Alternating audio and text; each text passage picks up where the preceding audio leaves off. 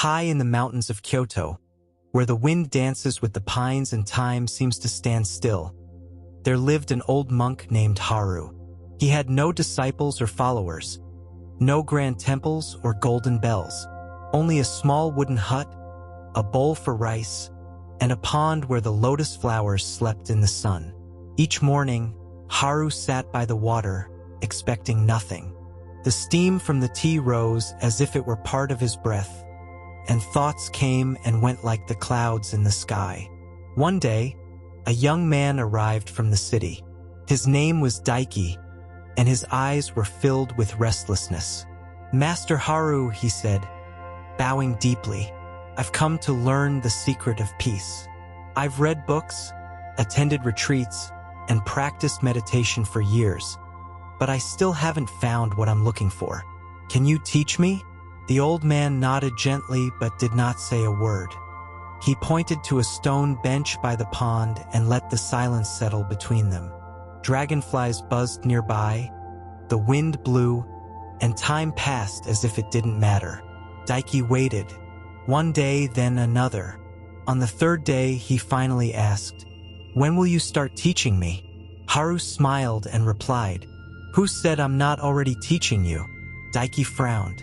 He didn't understand. The only thing he had done was wait. And right there, unknowingly, the teaching had begun. The days passed, and Daiki continued to sit by the pond. The elderly monk, without rushing, went on with his daily tasks. Watering the plants, sweeping the stone path, taking care of the fish in the pond. Each action was simple, yet filled with a profound stillness. Sometimes, Daiki tried to speak with Haru, but the monk always responded with a calm gaze and the suggestion to observe more deeply. One afternoon, while Daiki was meditating under a tree, Haru approached him and, with a serene smile, said, "Come, I want to show you something." They both walked to the nearby river. The water flowed quickly, leaping over the stones with force and determination. Haru stopped in front of the current and pointed to the water. "Do you see how the river flows?" asked the monk. Daiki observed the water, how it moved, leaping over each obstacle, without stopping, without hesitation. "Yes," he replied, "but it seems like it fights against the stones." Haru smiled gently. "That's true, but the river doesn't fight, it just flows. It doesn't worry about the path it must take, nor the stones it encounters. The water simply adapts and continues its course. If the river tried to stop or force its way, it would never reach its destination." Daiki looked at the river, contemplating his words.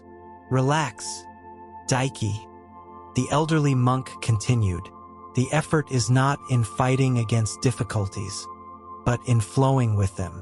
When you stop forcing the path, everything comes to you without you having to do anything but allow it." That night, Daiki couldn't sleep. Haru's words echoed within him. "Relax? The water doesn't fight. It just flows." Lying on the tatami, he stared at the wooden ceiling while the night breeze drifted in through the window.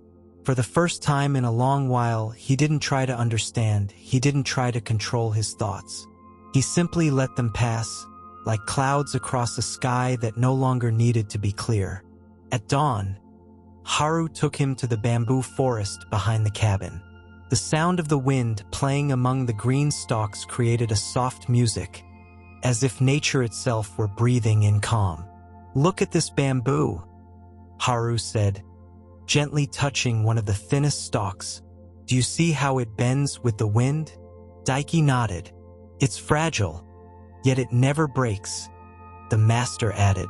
"Rigid trees snap in storms, but bamboo, being flexible, survives everything. So is the heart of the wise. It does not cling, it does not tense, it does not resist." Haru picked up a fallen leaf and placed it in the young man's palm. "This leaf doesn't fall because it fights, but because its time has come. Peace comes the same way, Daiki. Not when you chase it, but when you are ready to receive it." Daiki closed his eyes. and for the first time he sought nothing. The days began to resemble one another. Warm sunrises, the distant sounds of birds, the aroma of cooked rice, and silence as a teacher. Daiki no longer asked questions, nor did he expect answers. He simply woke up, breathed, and followed the rhythm of life alongside Haru. One morning, as they both drank tea on the porch, Daiki broke the silence with a serene smile. "Master, it's been weeks since you've given me any direct teaching, and yet, I feel like I'm learning more than ever." Haru looked at him kindly. "That's because you've finally stopped interfering," he replied. "The mind is like a lake. When you stir the water, you can't see the reflection of the moon. But if you let it become still, everything becomes clear." Daiki lowered his gaze to the steaming tea in his bowl. He didn't need to say anything more. He understood that what he had been searching for wasn't in the future, nor in some perfect answer. It was right there, in that moment, in the warmth of the sun on his skin, in the simplicity of the present. The secret, Haru added softly, is not in doing more, but in doing less, and then even less, until there's nothing left to do. And then, Daiki asked in a quiet voice, "Then, everything comes." The wind caressed the cherry tree's leaves. A flower slowly fell to the ground, and Daiki did nothing, he simply let it fall. That afternoon, Haru took Daiki to the old orchard behind the temple, where plum trees twisted by time stood. Beneath one of them they sat in silence. The tree was full of ripe fruit, and some fell to the ground without warning, with a soft, almost imperceptible sound. "Do you see those fruits?" Haru said, pointing to a plum hanging dark and round, on the verge of falling. "There's no need to shake the tree. When the fruit is ready, it falls on its own." Daiki watched closely. The sun was shining on the fruit, and in an instant, without wind or movement, one of them dropped at his feet. "Desires and answers are just the same," the old man continued. "If you force them, you pull them before their time, and what you get is unripe, sour. But if you wait, if you trust, everything that is meant for you will come without effort." The young man picked up the fallen plum and held it in his hands. He felt its weight, its ripeness, its simplicity. "So, should I do nothing?" Haru gently shook his head. "Do what is right. Breathe, live, observe. The rest will come on its own, like the fruit, like silence, like peace." Daiki closed his eyes, and within him something began to ripen too. As the days passed, Daiki began to move more slowly. His steps were gentler, his thoughts less heavy. The desire to achieve something had faded, like morning mist under the sun. He no longer sought enlightenment or answers. He simply lived. One morning, as they swept the temple path together, Daiki paused and said, "Master, something has changed inside me, but I can't explain what it is. I feel like I don't need anything." Haru rested his broom and looked at him with eyes full of sky. "Then you've already understood." "Understood what?" "That it was never you who needed to chase after things. You only had to stop long enough to let things come to you." They sat beneath the eaves of the cabin, where swallows had built a nest. Haru pointed to one of them, resting without movement, while the wind carried leaves, insects, and sunlight to its little corner. When the bird stops flying aimlessly, the whole sky comes to visit it. Daiki smiled, as if an invisible door had opened within his chest. He no longer had to run. He no longer had to prove anything. He only had to be, and to be, he now understood, was everything. The season began to change. The forest leaves turned golden, the air grew cooler, and the days became shorter. But within Daiki, there were no more seasons, only a nameless calm. One morning, as he served tea, he looked at Haru and said softly, "I understand now.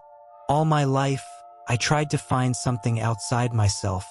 I chased peace like someone running after their shadow. Haru nodded slowly, as if he were listening to the fall of a single leaf. And when you stopped running, he said, it came to you. Daiki drank in silence. The taste of the tea was the same, but now he felt it differently. Deeper, fuller. He no longer needed things to change. He no longer hoped for miracles, because he had discovered the miracle had always been there, just waiting for him to stop. It's not that you must achieve peace, said Haru. It's that you must stop preventing it from reaching you. When you stop forcing, controlling, insisting, life finds you. The wind blew, and a dry leaf landed in his cup. Daiki looked at it without removing it. He simply smiled. Now I know that everything arrives when you stop trying to reach it, Haru finished. And they both laughed like children for no reason at all. Days in the mountains were no longer measured by the clock, but by the song of the birds and the light of the sky. Daiki continued to wake at dawn, but no longer out of anxiety or searching. He did so because his heart, finally at peace, had learned to beat in rhythm with life. One afternoon, as the sun hid behind the mountains, Haru handed him a small cloth pouch. Inside, there was only a smooth stone, polished by time. What is this, master?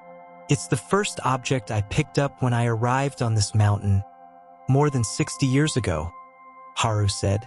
I found it while I was searching for enlightenment. I kept it, thinking that one day it would make sense. Daiki held the stone in his hand. It was ordinary, nothing special, yet he could feel its weight and its silence. Now I know, said Haru, that it wasn't the stone that changed. It was I who stopped searching. And then everything simple became sacred. Daiki closed the pouch, placed it near his heart, and bowed deeply before his master. Haru looked at him tenderly and said, for the last time, relax, Daiki. There is no rush. There is no goal. Only this moment. And in it, everything is already here.